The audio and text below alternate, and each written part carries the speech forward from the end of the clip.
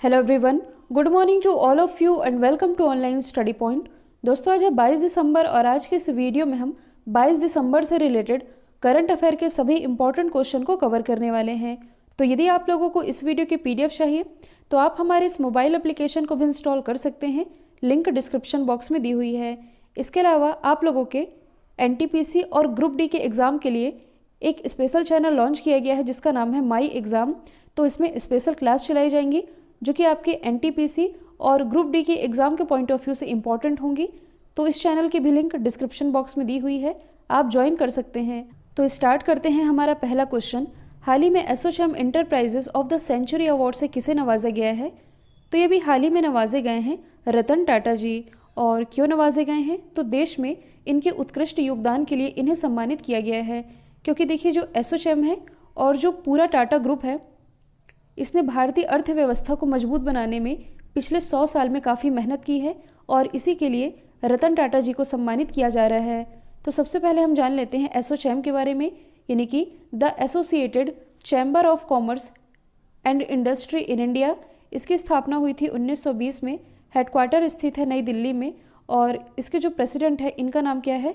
निरंजन हीरानंदानी। यहाँ से आप एक और फैक्ट रिलेट कर सकते हैं। हाल ही में प्राइम मिनिस्टर नरेंद्र मोदी जी के द्वारा वीडियो कॉन्फ्रेंसिंग के माध्यम से एसोचैम फाउंडेशन वीक 2020 का उद्घाटन किया गया, जिसकी थीम है इंडियाज़ रेजिलेंस आत्मनिर्भर road map towards 5 trillion economy. तो इसकी थीम भी आप याद रखेंगे। यदि हम बात करें रतन टाटा जी की, तो कुछ समय पहले ही इन्हें Indo American chamber of commerce के द्वारा global visionary of sustainable business and peace award से नवाजा गया। यदि हम बात करें विद्युत मोहन की, तो हाल ही में इन्हें यूएनईपी के द्वारा young champion of the earth चुना गया है। रमेश पोखरियाल जी, इन्हें भी हाल ही में Vatayan life time achievement award से नवाजा गया है। जबकि इसरो के जो अध्यक्ष हैं के सिवान, इन्हें भी हाल ही में कर्नाटक के राज्यपाल वजुभाई बालाजी के द्वारा डॉक्टर ऑफ साइंस मानद डॉक्टरेट उपाधि से नवाजा गया है। हाल ही में अमेरिकी स्पेस फोर्स ने अपने जाबाजों को कौन सा नया नाम दिया है? तो इसे आप समझिएगा।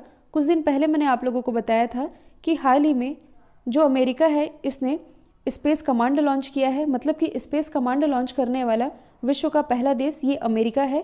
कहने का मतलब है कि जैसे जल सेना होती है, थल सेना होती है और वायु सेना होती है, सेम उसी तरह से है ये अंतरिक्ष सेना। कहने का मतलब ये है कि ये सेना अंतरिक्ष में तैनात नहीं होती, बल्कि अमेरिकी सैटेलाइट की सुरक्षा के लिए ये काम करते हैं। और जो अमेरिका ने विश्व का पहला स्पेस कमांड लॉन्च किया, इसका नाम है स्पेस कॉम। तो इस क्वेश्चन में पूछा जा रहा है कि अमेरिकी स्पेस फोर्स ने अपने जाबाजों को कौन सा नया नाम दिया है? तो ये नया नाम दिया गया है गार्जियंस, या इसे आप कह सकते हैं संरक्षक। यदि हम बात करें अमेरिकी स्पेस एजेंसी की, तो इसका नाम है नासा। इसकी स्थापना हुई थी 1958 में। हेडक्वार्टर स्थित है वॉशिंगटन डीसी में। यदि आप करंट से रिलेट करेंगे तो हाल ही में नासा का जो हेडक्वार्टर स्थित है वॉशिंगटन डीसी में, इसका नाम बदल करके मैरी डब्ल्यू जैक्सन के नाम पर रखने की घोषणा की गई थी। आप और क्या रिलेट कर सकते हैं? तो देखिए, हाल ही में नासा के ही एक अंतरिक्ष यात्री जिनका नाम है केट रूबिन्स, इनके द्वारा अंतरिक्ष में मूली की फसल उगाई है। और नासा ने इस पूरे एक्सपेरिमेंट का नाम क्या रखा है? Plant habitat 02। तो ये भी आप याद रखेंगे। तो सबसे पहले आप मैप में देख सकते हैं यूएस की लोकेशन, ये है नॉर्थ अमेरिका, ये है साउथ अमेरिका। यूरोप की भी लोकेशन आप देख लीजिए, क्योंकि आगे हम जर्मनी के बारे में डिस्कस करेंगे। तो जर्मनी की लोकेशन यूरोप मैप में कुछ यहाँ पास है। तो यदि हम बात करें यूएस की, तो कैपिटल इसकी क्या है? Washington DC. करेंसी है डॉलर। हाल ही में यहाँ के 46वें राष्ट्रपति बनाए गए हैं, इनका नाम है जो बिडेन। और भारतीय मूल की जो कमला हैरिस है, ये बनाई गई हैं वाइस प्रेसिडेंट। यदि आप करंट से रिलेट करेंगे तो हाल ही में टाइम मैगजीन के द्वारा जो बिडेन और कमला हैरिस, इन दोनों को ही पर्सन ऑफ द ईयर चुना गया है। भारत और यूएस के बीच 3 एक्सरसाइज होती हैं। एक तो है युद्धाभ्यास, दूसरा है वज्र प्रहार और तीसरी है कोप इंडिया। आप और क्या रिलेट कर सकते हैं? तो अभी मैंने बताया था कि स्पेस कमांड लॉन्च करने वाला विश्व का पहला देश ये यूएस ही है। और जो 5 ग्रेट लेक्स है, जो कि है lake Superior, lake Huron, lake Michigan, lake Erie और लेक ओंटारियो, ये 5 ग्रेट लेक्स यूएस में ही स्थित है, जिसमें कि एकमात्र ग्रेट लेक मतलब कि एकमात्र लेक जो पूरी तरह से यूएस में स्थित है ये है लेक मिशिगन ही। नॉर्थ अमेरिका और साउथ अमेरिका इन दोनों के ही बीच में एक स्ट्रेट है जिसका नाम है पनामा स्ट्रेट। कई बार एग्जाम में पूछा जाता है कि उत्तरी अमेरिका की सबसे लंबी पर्वत श्रृंखला ये कौन सी है, तो उत्तरी अमेरिका की सबसे लंबी पर्वत श्रृंखला ये है रॉकी, जबकि दक्षिणी अमेरिका की सबसे लंबी पर्वत श्रृंखला ये है एंडीज़। तो दोनों ही आप याद रखेंगे। हाल ही में उत्तर प्रदेश के जेवर ग्रीनफील्ड हवाई अड्डे का नाम क्या रखा गया है, तो इसका नाम रखा गया है द नोएडा इंटरनेशनल एयरपोर्ट। अब मैं आप लोगों को इस एयरपोर्ट से रिलेटेड कुछ इंपॉर्टेंट फैक्ट बताती हूँ, जैसे कि इसके निर्माण का जो लाइसेंस है ये आप कह सकते हैं कि इस एयरपोर्ट के निर्माण के लिए ज्यूरिख इंटरनेशनल एयरपोर्ट के साथ समझौता किया गया है और इस एयरपोर्ट को बनाने में 29,560 करोड़ रुपए की लागत आएगी, जो कि 2024 तक कंप्लीट कर लिया जाएगा और इसके लिए 5,000 हेक्टेयर भूमि का इस्तेमाल किया जाएगा। तो यहाँ से आपने ये भी याद रखना है कि जो NCR वाला एरिया है, यानी कि जो राष्ट्रीय राजधानी क्षेत्र है, इसका ये तीसरा एयरपोर्ट होगा। अब तीसरा कैसे होगा, तो एक तो है इंदिरा गांधी इंटरनेशनल एयरपोर्ट जो कि दिल्ली में है, दूसरा है हिंडन एयरपोर्ट, हिंडन एयरबेस जो कि स्थित है गाज़ियाबाद में, और ये होगा NCR का तीसरा एयरपोर्ट जिसका नाम है द नोएडा इंटरनेशनल एयरपोर्ट। और ये इम्पॉर्टेंट इसलिए भी है क्योंकि ये बनने के बाद एशिया का सबसे बड़ा और वर्ल्ड का 5वां सबसे बड़ा एयरपोर्ट होगा, जो कि दिल्ली से लगभग 70 किलोमीटर दूर है। अब देखिए इस क्वेश्चन में बात की जा रही है उत्तर प्रदेश के एयरपोर्ट की, तो आप एक बार सभी ऑप्शन को रिलेट कर सकते हैं। जैसे कि कुछ समय पहले ही उत्तर प्रदेश का ही जो आगरा एयरपोर्ट है इसका नाम बदल करके पंडित दीनदयाल उपाध्याय एयरपोर्ट किया गया। हाल ही में उत्तर प्रदेश का जो अयोध्या एयरपोर्ट है इसका नाम मर्यादा पुरुषोत्तम श्री राम एयरपोर्ट रखा गया है। और चौधरी चरण सिंह एयरपोर्ट ये कहाँ स्थित है, तो ये स्थित है लखनऊ में। तो ऑप्शन में आपको जितने भी एयरपोर्ट दिख रहे हैं ये उत्तर प्रदेश से ही रिलेटेड है। तो यहाँ से मैं आप लोगों को एक और ज़रूरी इन्फॉर्मेशन देना चाहूँगी। जैसा कि आप सभी जानते हैं, मतलब कि आप सभी मेरे करंट अफेयर के ऑडियो आर्टिकल को खबरी पर तो सुनते ही होंगे, तो मैं आप लोगों से ये कहना चाहती हूँ कि आप में से सभी ने अपने न्यू ईयर का कोई ना कोई रेजोल्यूशन सोच के रखा होगा कि आने वाले साल में हमें क्या करना है या कौन सा गोल अचीव करना है। तो देखिए आप लोगों ने अपने जो भी रेजोल्यूशन सोच के रखे हैं ये आप मुझे खबरी पर बताइए, कमेंट करके आप लोगों को अपने रेजोल्यूशन शेयर करने हैं और इसके जो भी टॉप 3 विनर्स होंगे उन टॉप 3 विनर से मैं पर्सनली बात करूंगी उनके गोल को लेकर के, और मेरे लाइफ के जो भी एक्सपीरियंस रहे हैं मेरे गोल को लेकर के वो भी मैं शेयर करूंगी। तो कमेंट करके अपने रेजोल्यूशन ज़रूर बताइएगा। हाल ही में भारत अंतर्राष्ट्रीय विज्ञान महोत्सव की शुरुआत कब से की जाएगी, तो इसकी शुरुआत आज ही से यानी कि 22 दिसंबर से 25 दिसंबर तक इसका आयोजन किया जाएगा और इसे प्राइम मिनिस्टर नरेंद्र मोदी जी के द्वारा संबोधित किया जाएगा। तो देखिए समाज में विज्ञान एवं तकनीक यानी कि साइंस एंड टेक्नोलॉजी के प्रति जागरूकता लाने के लिए इस महोत्सव का आयोजन किया जाता है। और इस बार जो भारत अंतर्राष्ट्रीय विज्ञान महोत्सव मनाया जा रहा है इसकी थीम है स्वावलंबी भारत और वैश्विक कल्याण के लिए विज्ञान। हाल ही में भारत के पहले centre of excellence for skill development का उद्घाटन कहाँ किया गया, तो इसका उद्घाटन किया गया है हरियाणा में। हरियाणा में भी कहाँ, हरियाणा के गुरुग्राम में। और इसका उद्घाटन कौशल विकास राज्य मंत्री राजकुमार सिंह के द्वारा किया गया है। तो देखिए बिजली क्षेत्र में यानी कि ऊर्जा पावर में कौशल विकास के लिए ये भारत का पहला centre of excellence for skill development है जिसका उद्घाटन किया गया है गुरुग्राम हरियाणा में। तो सबसे पहले आप मैप में देख सकते हैं हरियाणा की लोकेशन। इसकी राजधानी है चंडीगढ़ जो कि पंजाब और हरियाणा दोनों की ही कैपिटल है। मुख्यमंत्री हैं मुख्यमंत्री हैं मनोहर लाल खट्टर। राज्यपाल हैं सत्यदेव नारायण आर्य। देखिए कुछ समय पहले ही एनीमिया मुक्त भारत सूचकांक रिलीज़ किया गया था, इसमें टॉप पर रहा था हरियाणा ही। इसके अलावा सुल्तानपुर नेशनल पार्क और कलेश्वर नेशनल पार्क ये दोनों ही स्थित है हरियाणा में ही। खेलो इंडिया यूथ गेम्स इसके 3 एडिशन तो ऑलरेडी हो चुके हैं दिल्ली, मुंबई और गुवाहाटी में। इसका जो नेक्स्ट एडिशन है मतलब कि चौथा एडिशन इसे होस्ट करेगा हरियाणा ही। वर्तमान में कौन क्या है ये अपडेटेड वीडियो है जो कि अपलोड किया गया है, इसकी लिंक डिस्क्रिप्शन बॉक्स में दी हुई है। हाल ही में 20वीं हिंद महासागर यानी कि इंडियन ओशियन रिम एसोसिएशन की अध्यक्षता किसने की है, तो इसकी अध्यक्षता UAE के द्वारा वर्चुअली की गई है। और इस बार जो हिंद महासागर रिम एसोसिएशन ये आयोजित किया गया, इसकी थीम थी हिंद महासागर में समृद्धि के लिए एक साझा भाग्य और पथ को बढ़ावा देना। तो देखिए अध्यक्षता तो की गई है यूएई के द्वारा। इसमें भारत की तरफ से किसने पार्टिसिपेट किया? तो ये पार्टिसिपेट किया गया वी मुरलीधरन के द्वारा। अब यदि हम बात करें इंडियन ओशियन रिम एसोसिएशन की, तो देखिए ये एक अंतर सरकारी संगठन है जिसकी स्थापना 7 मार्च 1997 में की गई थी और इसका जो हेडक्वार्टर स्थित है ये है मॉरिशस में और इसके कुल मेंबर कंट्रीज़ हैं 23, जिसका भारत भी एक सदस्य है। अब हम डिस्कस कर लेते हैं यूएई के बारे में। तो आप मैप में देख सकते हैं इसकी लोकेशन।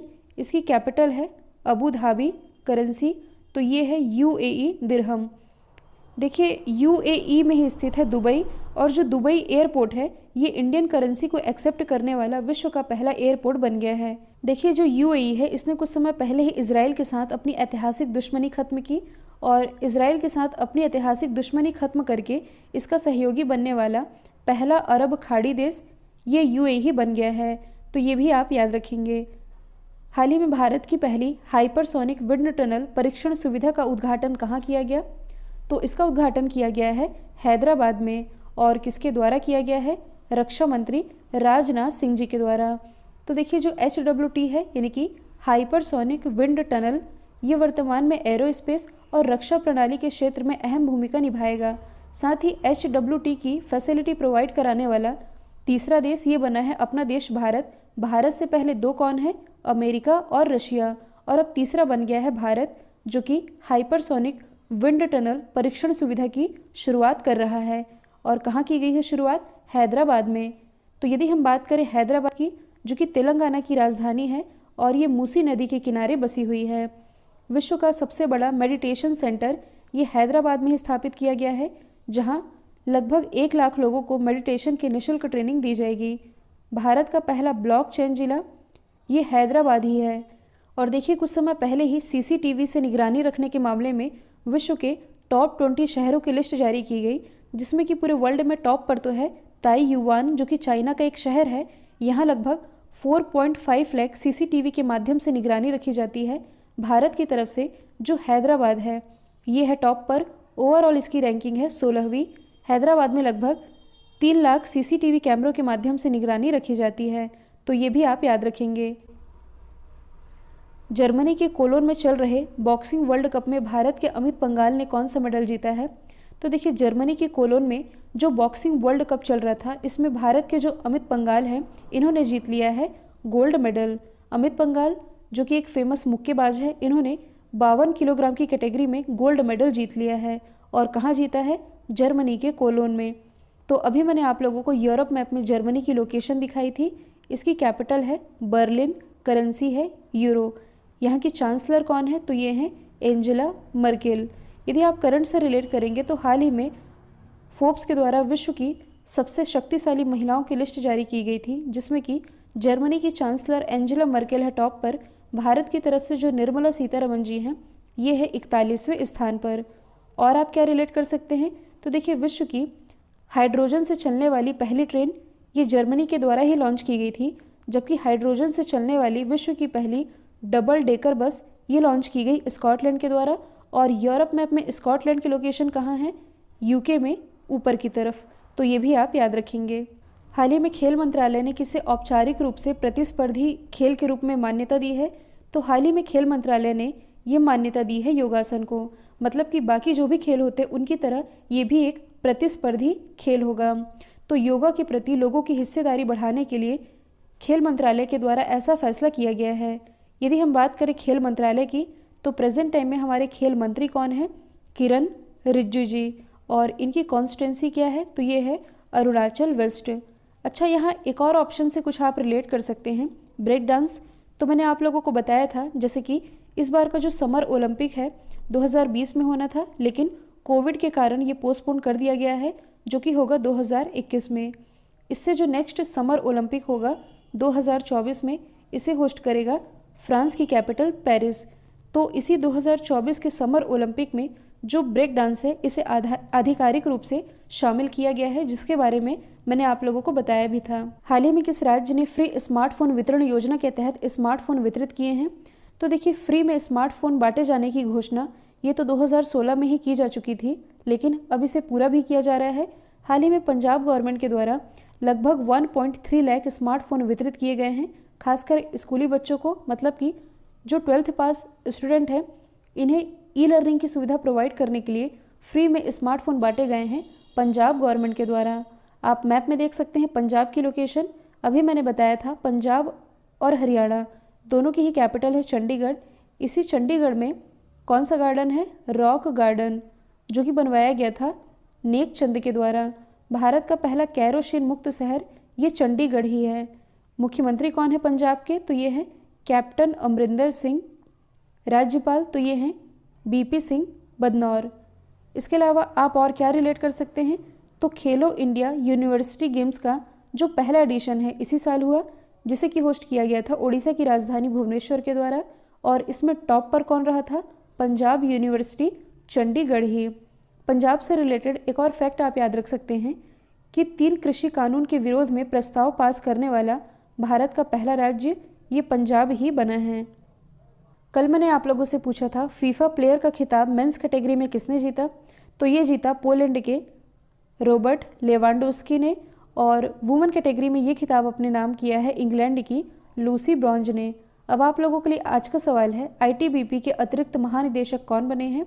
तो इसका जो भी आंसर है कमेंट बॉक्स में बताइएगा। वीडियो यदि पसंद आया है तो लाइक, शेयर और सब्सक्राइब करना बिल्कुल मत भूलिएगा। तो आज के लिए इतना ही। Thank you so much.